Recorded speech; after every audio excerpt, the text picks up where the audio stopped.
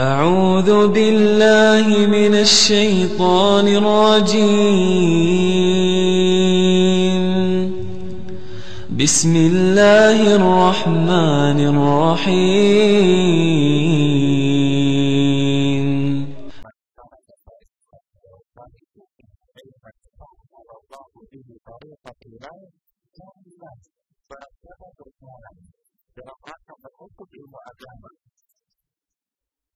maka Allah akan ciptakan jalannya menuju surga.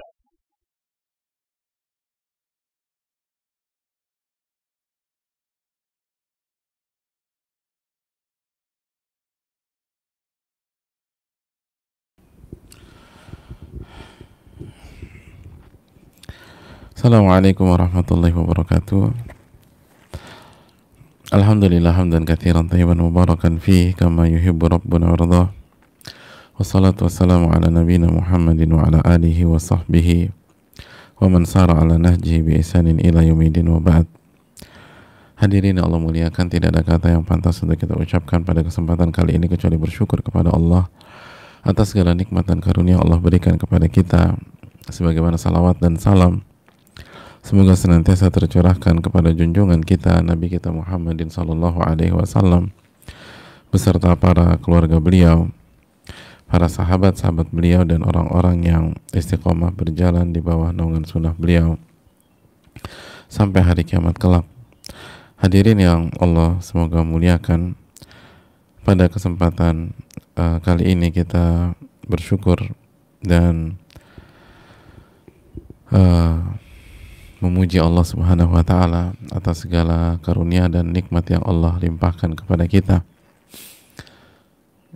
Kita bisa kembali belajar, kita bisa menuntut ilmu, belajar dari salah satu kitab terbaik di dunia, Riyadhus Shalihin, bersama salah satu ulama yang luar biasa, Al-Imam Yahya bin Sharaf An-Nawawi rahimahullahu ta'ala.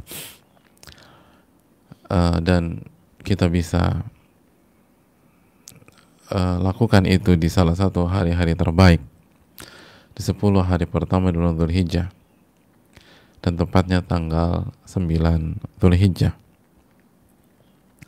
Oleh karena itu bersyukurlah kepada Allah Subhanahu wa Ta'ala atas segala nikmat dan karunia yang Allah berikan kepada kita. Sebagaimana salawat dan salam semoga senantiasa tercurahkan kepada Nabi kita Muhammadin alaihi salatu wassalam beserta para keluarga, para sahabat, dan orang-orang yang istiqomah berjalan di bawah naungan sunnah beliau sampai hari kiamat kelak. Jamaah yang Allah muliakan, kita kembali bersama bab sabar, hadis yang ke-46, hadis yang menjelaskan bagaimana tips menahan marah. Tips menahan marah.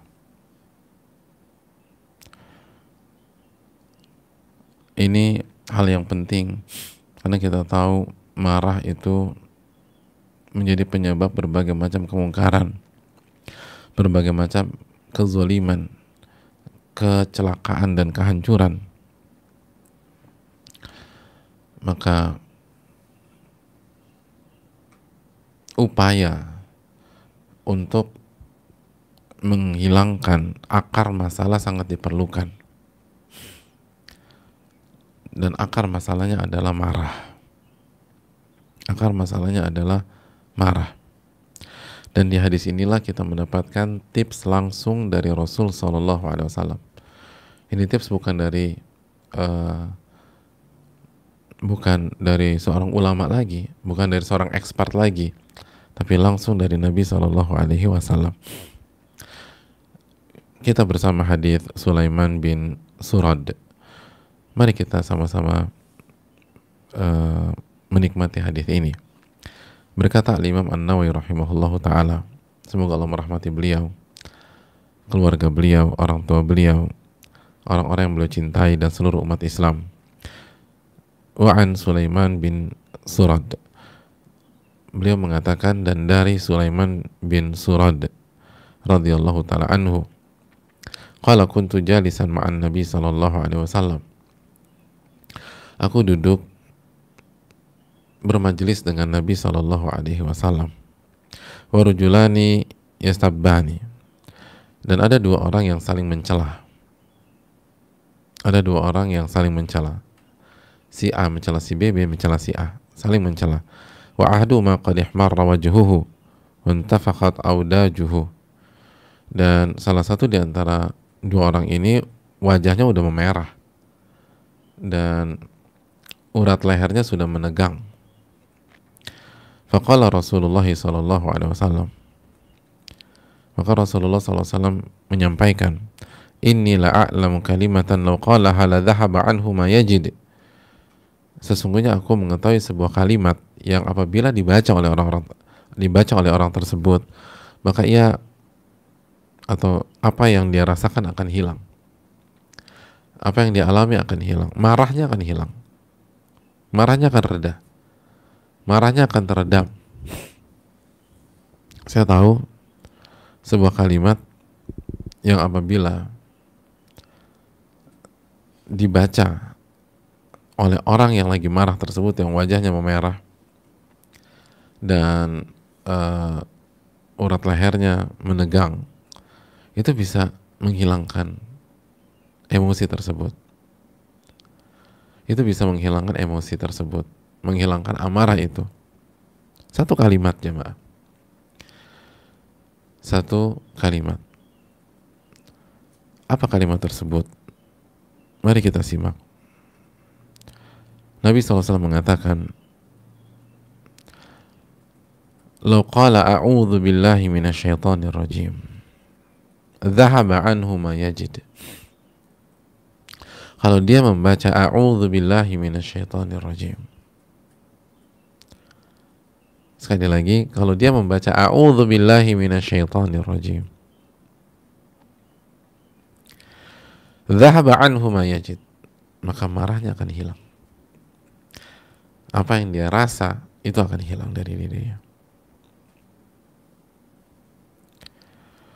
Faqala lahu, faqalu lahu, maka orang-orang yang mendengar sabda Nabi SAW di atas itu menyampaikan ke orang itu yang lagi marah, Inan Nabi SAW qal, sesungguhnya Nabi SAW bersabda dan menyampaikan, ta'awwadz billahi minasyaitonir rajim, ucapkanlah a'udzu billahi minasyaitonir rajim.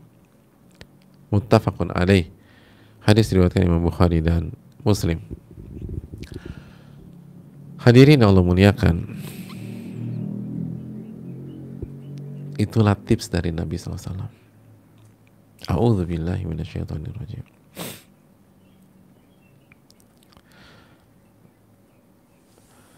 Mari kita berinteraksi dengan hadis ini. Yang pertama, mari kita berkenalan dengan rawinya.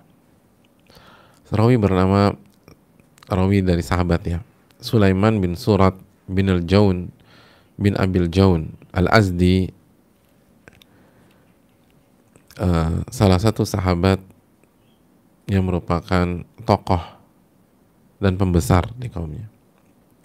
Jadi Sulaiman bin Surat. Dan Sulaiman bin Surat ini itu nama aslinya Yasar. Yasar,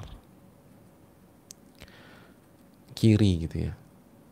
Dan diganti sama Nabi. Sebagaimana Nabi punya kebiasaan kalau bertemu dengan sahabat yang namanya nggak bagus, maka beliau ganti. Jadi dari Yasar ke Salman gitu loh, diganti sama Nabi SAW.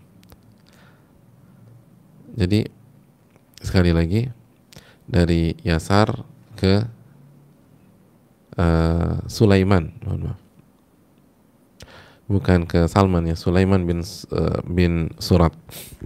Jadi dari Yasar ke Sulaiman, Sulaiman bin Surat. Dan itu sunnah Nabi SAW. Dapat nama buruk, ganti. Dapat nama buruk, ganti. Dan begitu juga kita, kalau kita merasa nama kita buruk, coba dipikirkan untuk ganti. Gitu loh. Misalnya ada orang namanya Fir'aun, ya diganti lah, jangan Fir'aun gitu loh. Ada namanya Jahannam. Kenapa Jahannam? Ibu saya tuh terinspirasi dengan Al-Quranul Karim. Itu Jahannam tuh neraka namanya. ada namanya Al-Baqarah, karena merasa itu surat yang bagus. Iya, surat bagus, tapi jangan dikasih. Al-Baqarah itu sapi betina gitu loh. Jadi itu yang perlu kita camkan. Kalau namanya tidak bagus atau kurang tepat, sebaiknya kita ganti dari Yasar ke Sulaiman. Dan hadirin Allah, Sulaiman bin Surat bin Al-Jawn bin Abil Jawn itu salah satu sahabat yang tinggal di Kufah, dan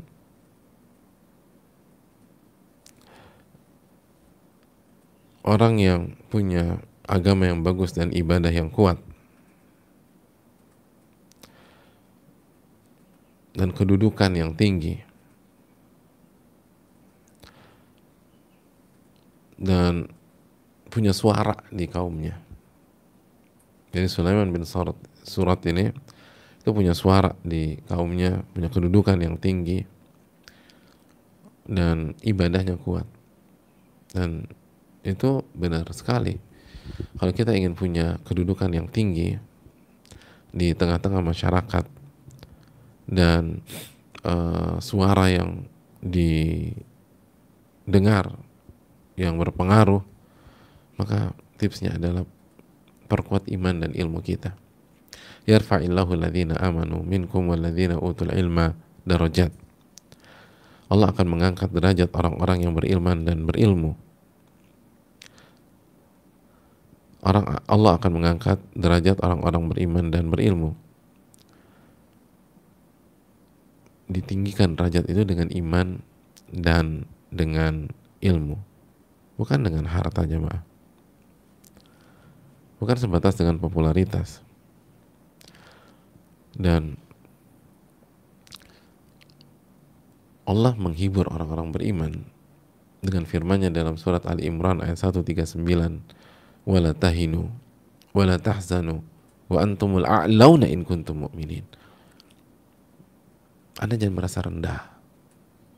Kalian jangan pernah merasa rendah. Dan jangan sedih. Wa antumul a'launa in kuntum mu'minin. Dan kalian itu tinggi jika kalian beriman kepada Allah Subhanahu wa taala. Jadi kalau kalian beriman, jangan pernah merasa rendah. Jangan minder. Jangan sedih. Karena kalian itu tinggi. Wa antumul a'launa in kuntum mu'minin. Kalian itu tinggi.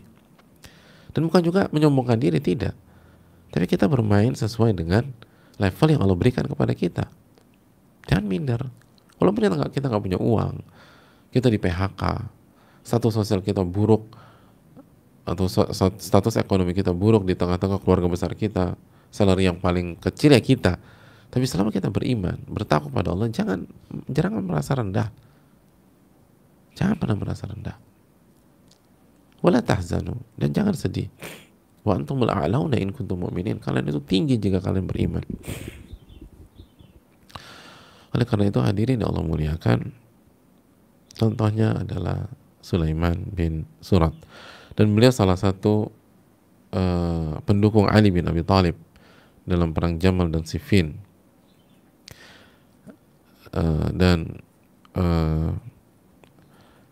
Hadirin yang Allah muliakan, dan Sulaiman bin Surat itu wafat di tahun ke 65 Hijriah di bulan Rabiul Awal. Itulah kira-kira gambaran perawi kita Sulaiman bin Surat. Sekarang kita masuk ke faedah hadis tersebut. Kuntu jalisan ma'an Nabi sallallahu alaihi wasallam.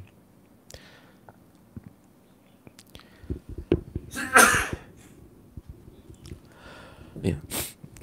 Kuntu jalisan ma'an Nabi sallallahu alaihi wasallam. Aku bermajelis dengan Nabi sallallahu alaihi wasallam. Kata para ulama, ini pelajaran bagi kita bagaimana para sahabat itu berusaha bermajelis dengan Nabi sallallahu alaihi wasallam.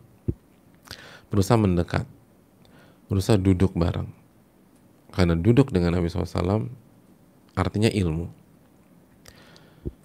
artinya iman, artinya hikmah. Duduk bersama Nabi SAW itu ilmu semua. tidak ada ghibah, tidak ada cela, tidak ada fitnah, tidak ada kata-kata kotor, tidak ada bercanda yang kelewatan, tidak ada kekerasan.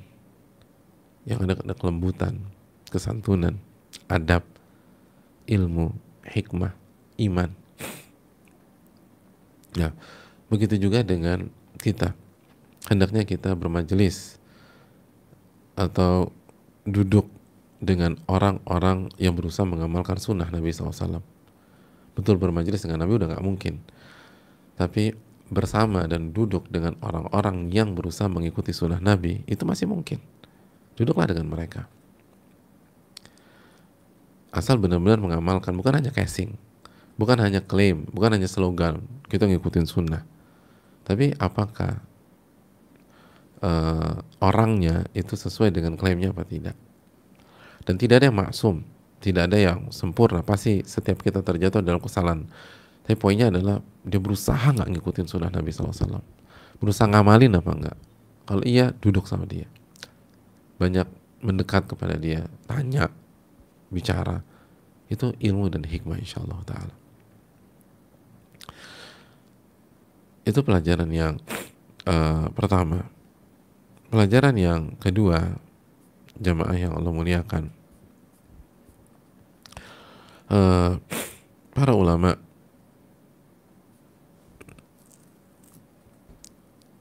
menjelaskan bahwa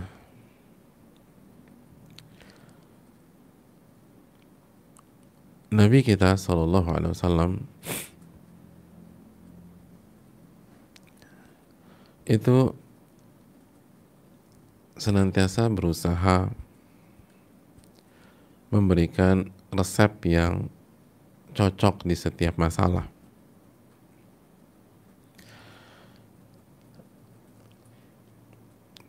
Senantiasa berusaha memberikan solusi ketika melihat ada masalah.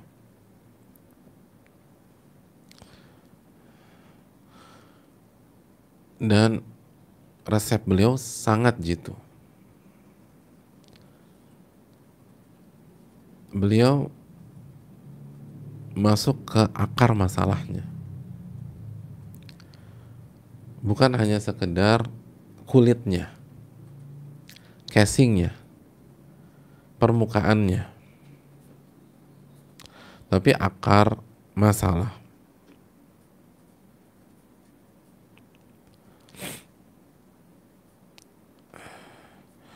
Hadirin Allah muliakan, ketika melihat ada dua orang yang saling mencela dan salah satunya wajahnya udah merah, terus urat lehernya sudah menegang, maka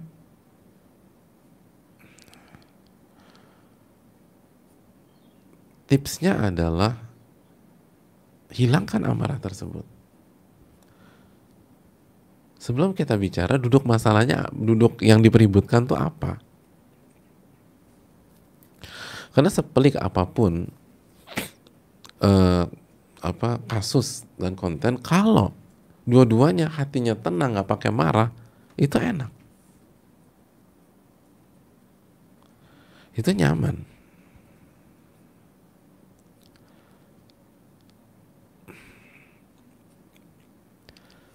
Jadi yang membuat orang menegang itu seringkali bukan karena kasusnya berat atau ringan.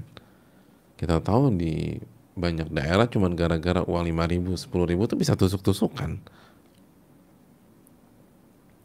Hadirin Allah muliakan. Jadi yang menjadi PR itu marahnya.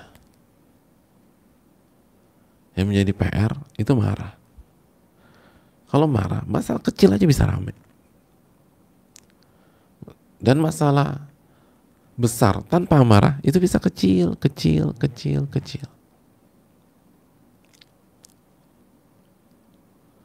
Lihat bagaimana ketika sahabat Nabi SAW, Ma'iz misalnya, atau Qamidiyah, atau Juhainah, itu melapor kepada Nabi bahwa mereka telah berzina. Nabi SAW tidak. Ketika Nabi bisa menghilangkan amarah dan mengendalikan, Nabi menyelesaikan dengan tenang saja. Setelah perang Uhud, itu masalah besar, kekalahan. korban 70 orang. Tapi Nabi nggak teriak-teriak, nggak ngamuk sama pasukan pemanah, terus nggak bicara, ini gara-gara ente-ente semua nggak taat sama saya, kita kalah kan? Enggak, biasa aja. Biasa aja. Bukan berarti nggak memandang serius, tapi tenang. Tenang. Padahal perang Uhud kerugiannya besar sekali jamaah. Sulhul Hudaybiyah yang terkesan merugikan, Nabi tenang. Sallallahu alaihi wasallam. Ketika Aisyah difitnah, Nabi tetap juga tenang, bisa mengontrol, walaupun berat sekali pada saat itu. Jadi hadirin Allah muliakan,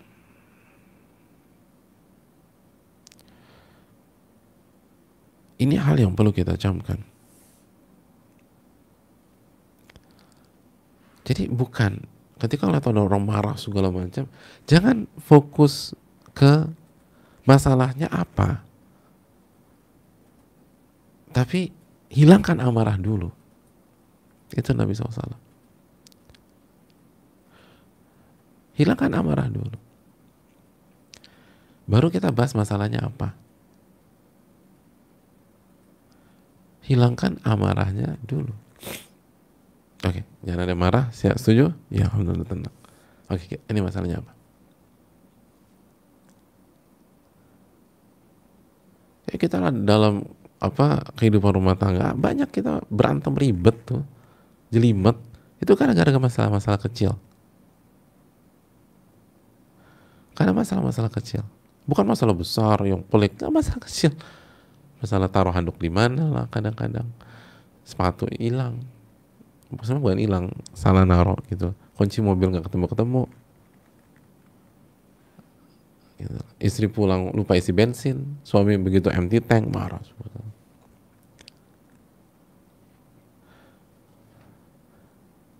Istri minta dibeliin tas, suami telat pulang. Kita belum masuk benar atau salah ya, tapi kalau disikapi dengan tanpa marah, itu akan banyak terurai. Itu akan banyak hal yang terurai.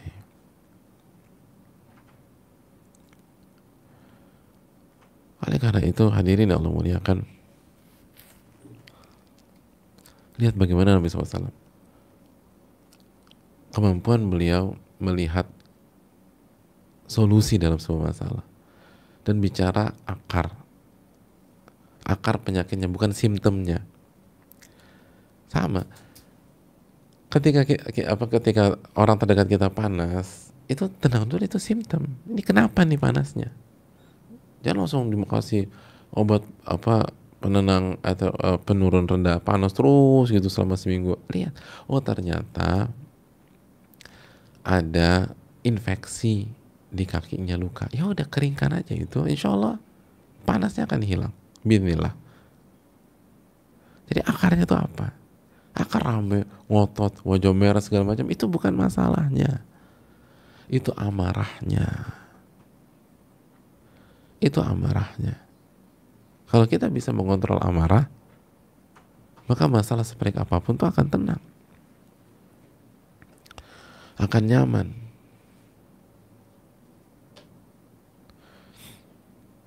Itu luar biasa.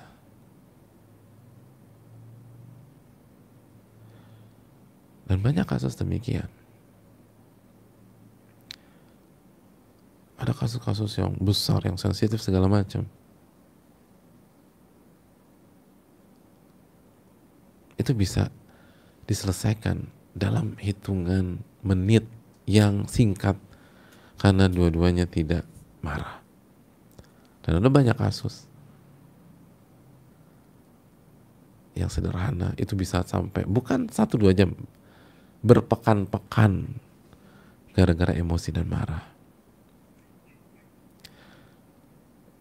Maka Nabi SAW mengajarkan kita, lihat bagaimana menghilangkan marah, bukan masalahnya dulu diselesaikan. Kalau masalahnya berusaha diselesaikan sambil marah-marah, nggak bisa, udah nggak bisa. Kan yang dikasih petunjuk apa sama Allah? Masih ingat nggak surat Al-Baqarah 155, 156, 157? Yang dikasih petunjuk adalah orang-orang yang sabar. Wabasyiris sabirin alladzina idza asabathum musibatun qalu inna lillahi wa inna ilaihi raji'un ulaika alaihim salawatun min rabbihim wa rahmah wa ulaika humul muhtadun. Jadi berilah kabar gembira kepada orang-orang yang sabar di akhir 157-nya, dan mereka adalah orang-orang yang mendapatkan petunjuk. Untuk menyelesaikan banyak masalah kita butuh petunjuk gitu. Kita butuh hidayah, petunjuk dari Allah. Dan dikasih petunjuk dan hidayah itu yang sabar, bukan yang marah-marah. Gak ada orang-orang yang marah-marah itu, marahlah kalian, niscaya akan dapat petunjuk. Itu ayatnya surat berapa, ayat berapa? Yang dapat petunjuk itu yang sabar, yang nahan. Maka biar masalah selesai, kita tahan dulu emosi kita.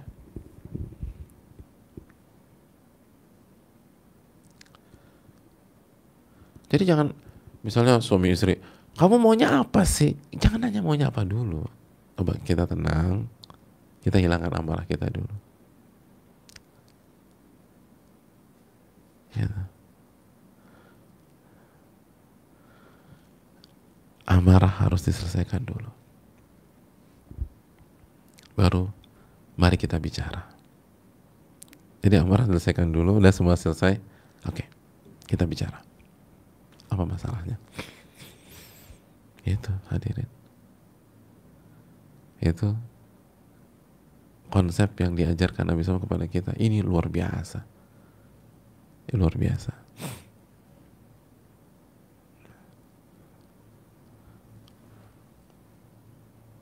Itu poin-poin yang berikutnya jamaah sekalian.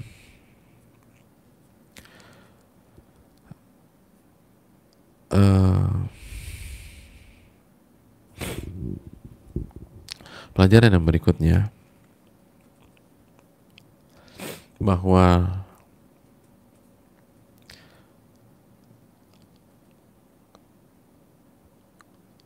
resep mengobati marah, meredam marah, dan menghilangkan marah itu kembali kepada Allah Subhanahu wa Ta'ala.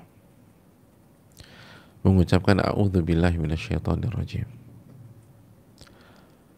Aku berlindung kepada Allah dari godaan syaitan yang terkutuk. Itu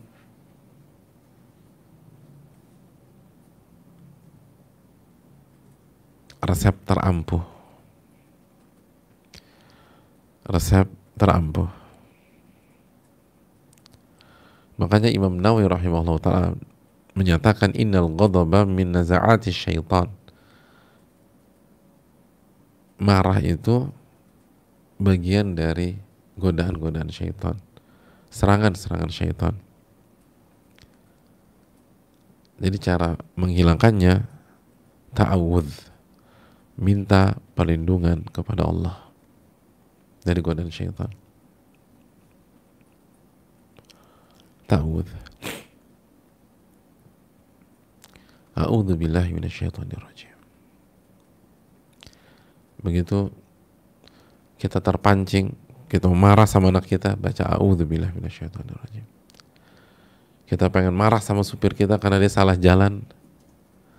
Udah salah jalan, masuk ganjil genap. Hari ini ganjil, plat kita genap, udah semua kena deh. A'udzubillahi minasyaitonirrajim. A'udzubillahi minasyaitonirrajim. Itulah resep menahan marah. Hadirin Allah muliakan. Mungkin ada yang bertanya,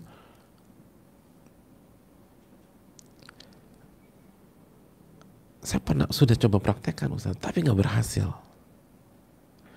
Tapi tidak berhasil. Nah, apa yang salah dong jamaah? Maka ada yang bilang, justru suami saya tambah marah Ustaz. Emang gimana caranya Mbak? Iya, pas dia saya kan marah, dia juga marah, lagi rame nih. Ya udah, aku ingat aja kajian waktu itu. Aku bilang depannya, a'udzubillahi minasyaitonirrajim. Dia ngamuk. Emangnya gue seton apa? Tambah marah Ustaz, bukan selesai.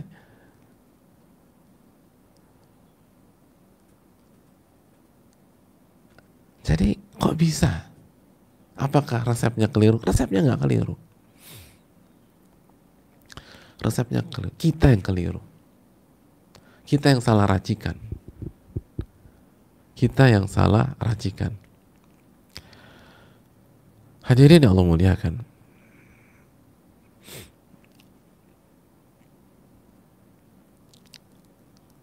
Simak apa yang dikatakan ulama kita. Seperti yang dijelaskan At-Tufi.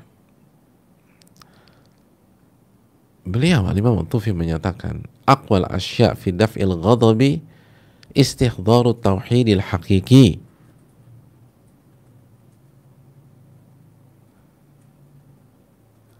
Masya Allah.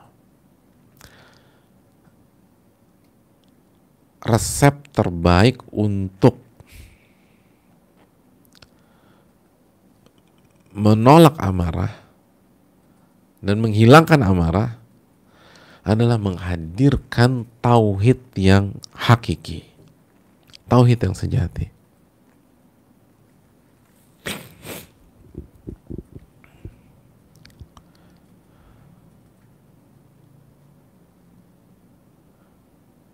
Itu tauhid yang sejati. Jadi a'udzubillahi minasyaitonirrajim itu bukan sebatas kalimat. Ini tentang tauhid. Ini tentang tauhid.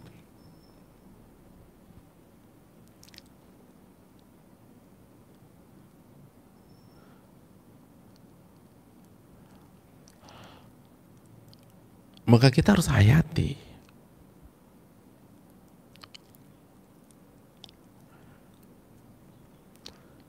Kata At-Tufi rahimahullah, wa huwa alla fa'ila illallah.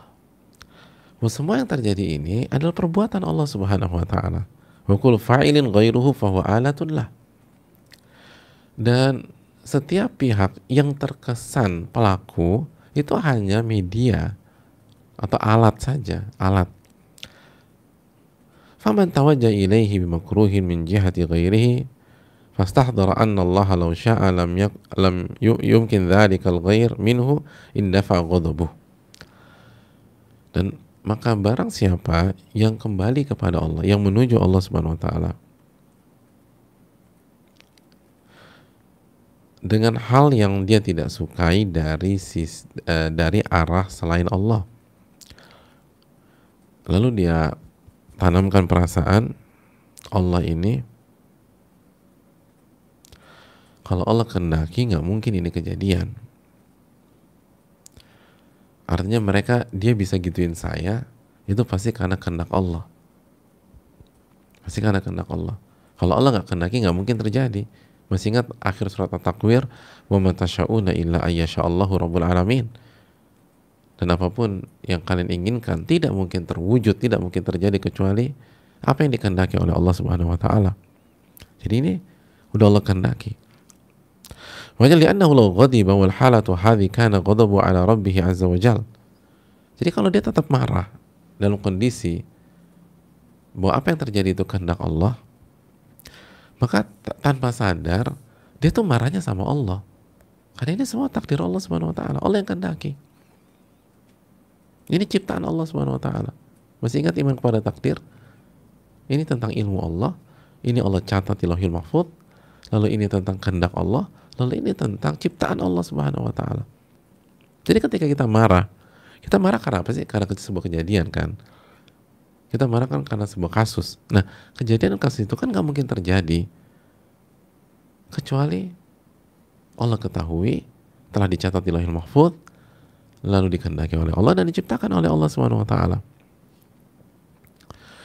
Nah, ketika kita marah, hakikatnya kita marah kepada Allah Subhanahu wa taala secara tidak langsung. Oh, khilaful ubudiyah.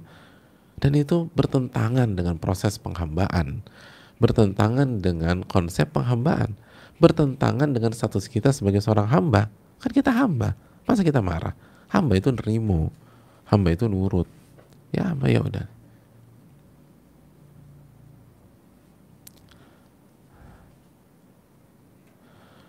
Hadirin Allah muliakan. Jadi nggak cocok. Makanya kan Allah berfirman dalam surat Al-Furqan ayat 20, وَجَعَلْنَا بَعْضَكُمْ لِبَعْضٍ فِتْنَةً أَتَصْبِرُونَ وَكَانَ رَبُّكَ بَصِيرًا. Dan kami jadikan interaksi di antara kalian sebagai ujian.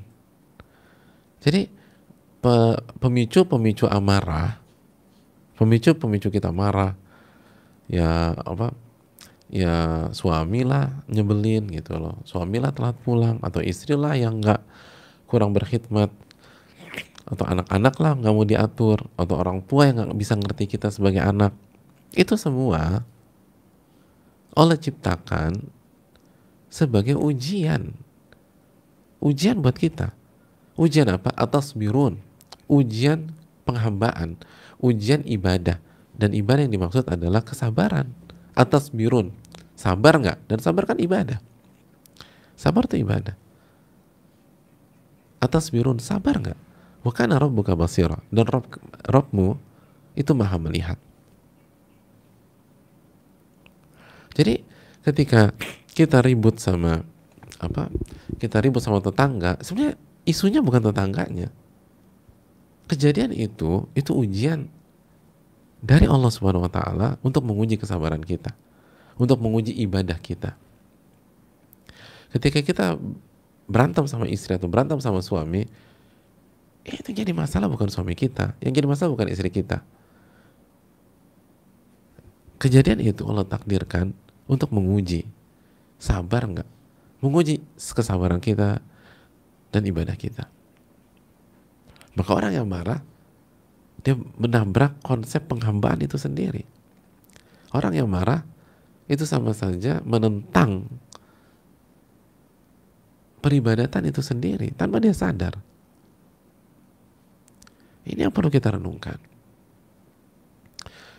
Kembali kepada surat Adz-Dzariyat 56. Awal dari semua ini terjadi. Wa ma khalaqtul jinna wal insa illa liya'budun. Tidaklah aku ciptakan jin dan manusia kecuali untuk beribadah. Kecuali untuk beribadah. Tidaklah aku ciptakan jin dan manusia kecuali untuk beribadah. Untuk beribadah. Ini hal yang perlu ditekankan. Makanya setelah itu Al-Imam Ibnu Hajar rahimahullah memberikan catatan, wa bihadza yadhharu sirr fi amrihi sallallahu alaihi wasallam alladhi ghadiba bi an yasta'idza minasyaitan. Dari sinilah terlihat, terungkap rahasia dari perintah Nabi SAW kepada yang lagi marah untuk beristi'adzah, untuk meminta perlindungan kepada Allah dari syaitan. Ini rahasianya, kata Ibnu Hajar rahimahullah. Li'annahu idza tawajjaha ila Allah fi tilkal hala bil isti'adzah bihi minasyaitan amkanu istihdar ma dzukir. Wa idza istamara syaitan mutalabbisan mutamakkinan min al-waswasah lam yumkinhu min istihdar syai'in min dzalika wallahu a'lam. Karena kata Ibnu Hajar rahimahullah, ketika Nabi SAW memerintahkan seseorang untuk berta'awudz, mengucapkan a'udzubillahi minasyaitonir rajim, itu karena jika seseorang menuju Allah Subhanahu wa taala dalam kondisi masalah, terprovokasi emosi dan amarah, lalu dia kembali kepada Allah Subhanahu wa taala dengan beristi'adzah dari syaitan, maka ketika dia kembali kepada Allah, itu memungkinkan dia menghadirkan perasaan apa yang dijelaskan Imam At-Tufi tadi. Oh, ini ibadah. Ini ujian. Wa idza istamara syaitan mutalabbisan mutamakkinan minal waswasah, dan apabila syaitan terus menggoda dia dan menguasai dia, maka dia nggak mungkin bisa menghadirkan konsep yang tadi dijelaskan tersebut. Sehingga artinya, sekali lagi, jadi poinnya adalah ada masalah nih, gitu loh, ada masalah. Nah, syaitan tuh berusaha menguasai kita dengan membakar api emosi, amarah dan seterusnya. Tujuan syaitan adalah agar kita tidak menyadari konsep penghambaan, agar kita tidak menyadari dan lupa konsep peribadatan. Agar kita lupa apa tujuan hidup kita. Lupa hal yang sangat sederhana dan kita lupa hal yang sangat basic dalam kehidupan ini. Apa sih tujuan hidup kita? Beribadah kan? Nah, begitu kita lupa, maka kita akan terpancing. Kita akan terpancing. Kita akan terpancing. Gue harus kasih dia pelajaran, bro. Tujuan hidup lo bukan kasih quote and quote pelajaran ke orang-orang yang bermasalah dengan lo, misalnya gitu. Tujuan hidup lo itu beribadah. Dicek dulu itu perintah Allah atau bukan. Bisa jadi ya kasih shock terapi, tapi kalau ya caranya bagaimana? Nggak bisa menghalalkan segala cara. Jadi, oh ini dalam jamaah sekalian, dalam. Jadi lagi-lagi kunci dan resep menghilangkan marah adalah tauhid yang sejati. Jadi hanya orang-orang yang belajar tauhid dan mengamalkan tauhid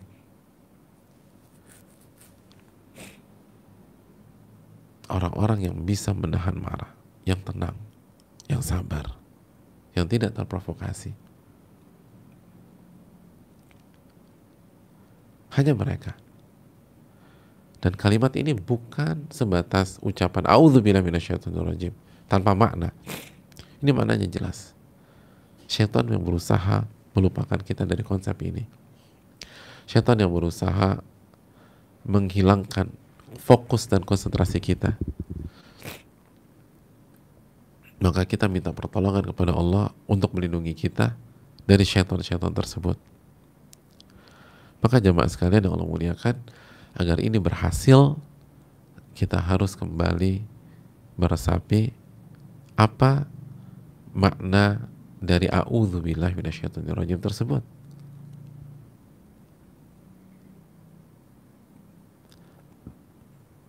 Karena ini bukan hanya sekedar baca, tapi ada maknanya. Dan telah kita bahas waktu kita membahas kajian tafsir di Ramadan ya, bahwa Al-Imam Ibnul Qayyim menyatakan a'udzu itu bermakna yang pertama sitar, penghalang, pembatas. Penghalang dan pembatas.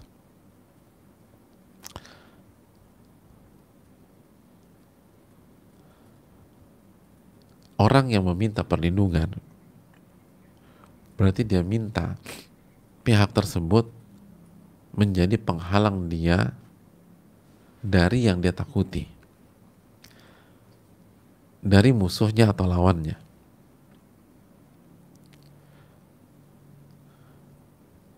Maka orang yang mengucapkan a'udzubillahi minasyaitonirrajim, ya Allah, aku berlindung kepada Engkau dari syaitan yang terkutuk, maka dia akan selalu berusaha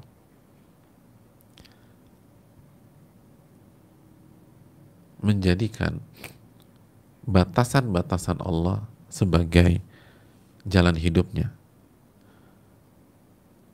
Kan sitar sebagai pembatas. Jadi dia nggak akan offside, dia nggak akan lewati batasan-batasan Allah. Dan dia selalu berada di belakang ketentuan dan agama Allah Subhanahu wa taala. Orang yang minta perlindungan selalu ambil posisi di belakang penghalang tersebut atau pihak yang diminta perlindungan. Anak kecil ketika minta perlindungan ke ayahnya karena ketakutan melihat seorang dokter anak misalnya, maka dia akan mengambil posisi di belakang ayahnya. Ayahnya dijadikan penghalang antara dia dengan sang dokter. Ya, begitu juga dalam hidup kita. Kalau kita benar-benar bertauhid, kita harus jadikan Allah Subhanahu wa taala dan aturan-aturan Allah Subhanahu wa taala di depan kita dan kita ada di belakang. Kita ada di belakang. Jadi harus ada di belakang Allah. Dalam arti belakang tuntunan Allah Subhanahu wa taala. Batasan-batasan Allah Subhanahu wa taala. Dan yang berikutnya, a'udzu itu perlindungan itu artinya selalu ingin dekat dan tidak ingin menjauh. Orang yang meminta perlindungan itu nggak mau jauh-jauh. Dia berusaha dekat, dekat, dan dekat. Ada seorang wanita pergi ke polsek karena merasa terancam mau diperkosa. Maka ketika Pak Polisi suruh dia pulang, udah pulang aja Mbak ke rumah, insya Allah nggak ada apa-apa. Dia nggak mau. Boleh saya bermalam di kantor sini aja nggak? Dia nggak mau jauh-jauh, karena dia minta perlindungan kepada Pak Polisi. Maka dia nggak mau jauh-jauh dari polisi dan kantor polisi. Dan begitu juga orang yang benar-benar mengucap a'udzubillahi minasyaitonirrajim. Pertanyaannya, sudahkah kita mendekat kepada Allah? Kan kita minta perlindungan kepada Allah. Yang minta perlindungan mendekat dong. Rajin ibadah. Jadi bukan hanya ucapkan a'udzubillahi minasyaitonirrajim, tapi di samping itu kita harus rajin ibadah kepada Allah. Itu minta perlindungan. Dan jangan jauh-jauh dari tuntunan Allah. Jangan jauh-jauh, mendekat, mendekat, mendekat, mendekat. Nah, kalau kita bisa terapkan ini, maka insya Allah Allah akan jaga kita dari syaitan. Dan kalau Allah jaga kita dari syaitan, maka kita bisa fokus dan konsentrasi untuk memahami bahwa kejadian ini atau kasus ini hanyalah ujian penghambaan dan ujian ibadah dari Allah kepada kita, sehingga kita sikapi dengan sabar dan beribadah kepada Allah Subhanahu wa taala. Itu poinnya. Jadi bukan hanya a'udzubillahi minasyaitonir, bukan a'udzubillahi minasyaitonir, bukan a'udzubillahi minasyaitonir tanpa ada makna. Ini maknanya dalam. Sekali lagi, resep terbaik untuk menghilangkan amarah adalah tauhid. Tauhid yang sejati. Makanya kita disuruh meminta perlindungan kepada Allah dari syaitan. Karena syaitan yang menghilangkan konsentrasi tersebut. Oleh karena itu jamaah sekalian, ini yang hendaknya kita amalkan. Begitu ada pemicu amarah, ingat, baca a'udzubillahi minasyaitonirrajim. Mendekat kepada Allah. Dan jangan jauh-jauh kepada Allah. Minta perlindungan kepada Allah. Berada di belakang agama Allah Subhanahu wa taala.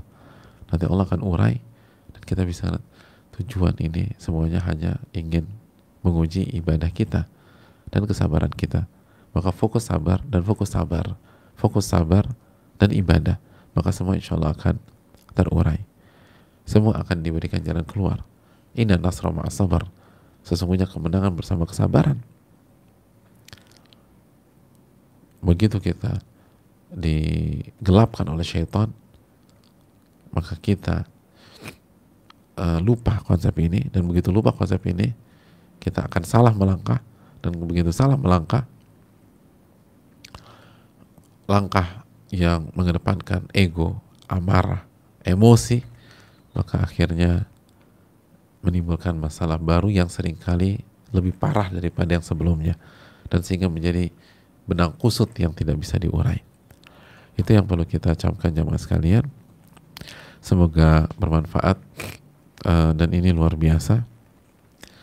Ternyata bukan hanya sekedar ucapan a'udzubillahi minasyaitonirrajim tanpa makna, tanpa arti, tapi maknanya sangat dalam sebagaimana dijelaskan oleh Imam Tufi, dijelaskan Ibnu Hajar, dijelaskan Nawawi tadi, dan para ulama-ulama lain rahimahumullah ta'ala. Ini yang bisa disampaikan. Dan sebelum kita tutup, saya ingin ingatkan bahwa kita berada di hari yang luar biasa, tanggal 9 Dzulhijjah, dan mulai dari subuh tadi kita tahu para ulama menganjurkan kita untuk bertakbir muqayyad setiap selesai sholat wajib. Maka sudah bisa kita baca di pagi tadi subuh, nanti zuhur, lalu ba'da asar, ba'da maghrib, sampai di hari ke-13 ba'da asar. Di hari ke-13 ba'da asar. Lalu juga bertakbirlah takbir mutlak dimanapun dan kapanpun, selagi kita punya kesempatan bertakbir kepada Allah Subhanahu wa taala. Dan sekali lagi, jangan lupa kita berpuasa di hari ini, puasa Arafah yang menghapuskan dosa setahun ke belakang dan setahun ke depan. Dan jangan lupa juga bahwa hari ini hari Kamis, hari ini adalah hari Kamis juga, dan Kamis hari yang luar biasa. Pintu surga dibuka oleh Allah Subhanahu wa taala dan amalan diangkat. Dan ada puasa Senin Kamis, jadi kita bisa gabungkan antara puasa Arafah dan puasa Kamis insyaallah taala. Apalagi kita tahu niat puasa sunnah itu bisa setelah subuh, selama kita tidak makan selama kita belum makan atau tidak makan dari subuh tersebut. Jadi sekali kita bisa gabungkan dua niat antara Arafah dan Kamis sehingga pahala semakin besar. Lalu perbanyak ibadah di hari ini, perbanyak zikir kepada Allah, perbanyak takbir. Ini hari yang luar biasa, hari yang luar biasa. Lalu banyak doa kepada Allah Subhanahu wa taala, dari khususnya kapanpun kita bisa berdoa, kapanpun, khususnya pada zuhur sampai maghrib. Dan itu yang dilakukan oleh sebagian para salaf, sebagian para ulama klasik kita, seperti Abdullah bin Abbas ketika berada di Basrah. Lalu itu juga dilakukan oleh Yahya bin Ma'in, dilakukan juga oleh Imam Muhammad bin Munkadir, dan Imam Ahmad ketika ditanya tentang hal ini, beliau mengatakan la ba'asa, gak ada masalah. Dan doa yang luar biasa di hari ini jamaah sekalian.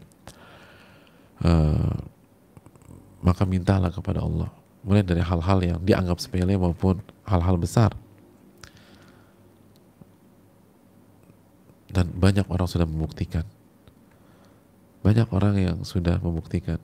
Ada jamaah itu, beliau sakit pinggang, itu doa kepada Allah Subhanahu wa taala, Allah hilangkan sakit pinggangnya. Subhanallah, Allah hilangkan sakit pinggangnya. Cuma sederhana, sakit pinggang dihilangkan oleh Allah. Saya tahu juga ada jamaah haji di duha, belum masuk zuhur loh ya, duha, dia nggak dapat tenda, dia doa sama Allah Subhanahu wa taala, lalu dia dapat tenda yang luar biasa pada saat di Arafah. Sampai orang mendoakan orang tuanya, dan orang tuanya dapat hidayah di hari tersebut. Oleh karena itu, mintalah dan mintalah. Ini hari yang luar biasa. Khairu doa yaumi Arafah, sebaik-baik doa adalah doa pada hari Arafah. Doa pada hari Arafah bagi yang wukuf, tapi juga tidak menutup kemungkinan bagi yang tidak haji, sebagaimana keterangan Imam Ahmad, Yahya bin Ma'in tadi, Al-Hasan, lalu praktek dari Abdullah bin Abbas dan lain-lain. Dan juga ini fatwa Syekh Fauzan dan ulama-ulama yang lain. Oleh karena itu jamaah sekalian, maksimalkan. Kita berada di hari yang sangat spesial. Aku qouli hadza wa astaghfirullahi wa lakum. Subhanakallahumma wa bihamdika la ilaha illa anta astaghfiruka wa atubu ilaik. Assalamualaikum warahmatullahi wabarakatuh.